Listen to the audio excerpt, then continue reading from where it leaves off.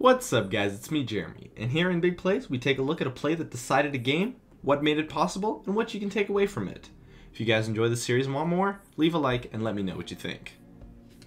Alright, starting with some context. This is a ranked duo game with my partner in crime being the friendly Jinx. And now even though the kills are relatively close, if we take a look at the towers, you can really see that our team happens to be very far behind, as our opponents have 9 towers alive while we have just 1 remaining. But we managed to stall until our inhibitors were up again. Using LoL replay, I can say that we were exactly 9,000 gold behind when this fight happened. Bot and top lanes lost their lane and are a decent amount behind, while our Ryze in the mid lane is a little bit ahead and managed to come out on top, but overall our team is definitely behind. However, although we are behind, it's definitely good to notice that our comp does scale well into the late game, and our team knew this, and so we actually were able to keep morale pretty high considering how far behind we were.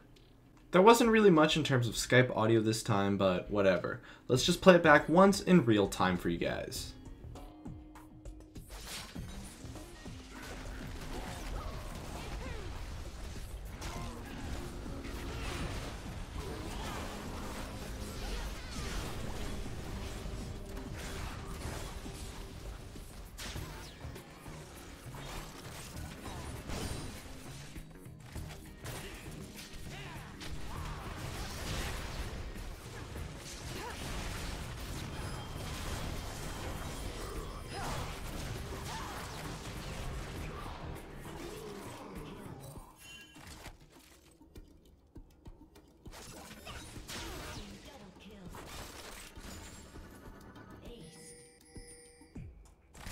So once again, it's a pretty sweet play. We are a team that is very far behind and managed to ace our opponents.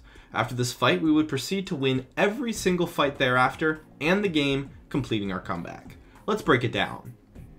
So this fight starts with Amumu and Trundle going in. But the thing is that their initiation is very poor and results in the fight being split up into 2 sections. Amumu and Trundle dive the opposing carries, while Annie and Renekton try to take our carries out. While Amumu and Trundle get kited hard and end up dying, we manage to kill only Annie since Renekton is so tanky. Amumu and Trundle dive in so hard that it pretty much spells doom for this fight from the start, since their dive is unsuccessful due to the poor initiation. Although Annie and Renekton's dive is also unsuccessful, their use of the wall here allows Renekton to escape, leading to a 2-for-1 initial trade in the fight, so it does seem like the fight is lost. The chase from the opponents then begins, and it's at this point where the fight turns around completely due to the way we focused and managed the opponents.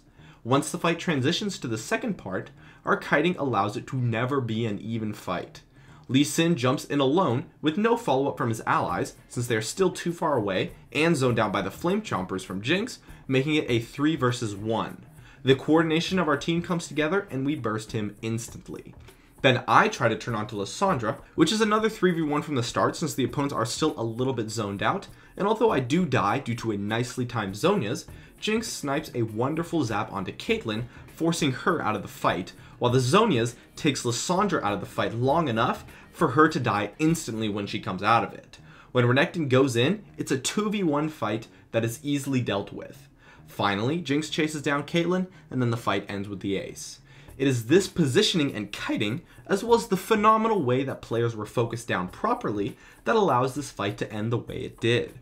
It's the perfect kiting and management of the opposing players that allows the fight to always be lopsided in our favor once the second part begins, and the final 3v4 fight resulted in a 1-for-4 trade, with myself being the only death.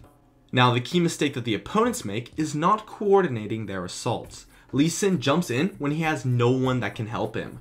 Caitlyn goes in head on with an inefficient use of her 90 caliber net, leaving her vulnerable to the zap from Jinx. While Renekton goes in when Lissandra's Zhonya is used, meaning that she is out of the fight for 2 seconds.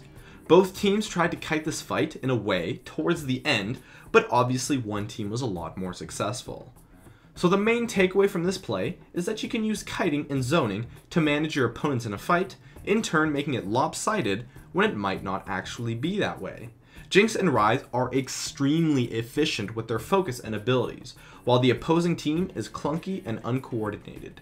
The focus and kiting from both Rise and Jinx truly shine in this fight, as well as many other things that culminate together in this clip to allow kiting like this to be possible. And in addition to that, keeping a positive attitude and the fact that not a single player on our team gave up helped a ton in this comeback, since we knew that we at least had a chance due to our team composition. And on top of that, don't be like the opponents here and dive in an uncoordinated way. Diving in is often a terrible idea since it's very hard to coordinate and be efficient, which is the only time when diving in is a good idea. So be careful with your dives, as they will often just lead to you being kited. My name is Jeremy, and that's it for this episode of Big Plays. If you enjoyed this video, feel free to check out some of my others on the screen right now. I'd love if you could support me with a like, and make sure to subscribe for some more awesome content in the future if you enjoyed this video. As always, thank you so much for watching, and I'll see you guys next time.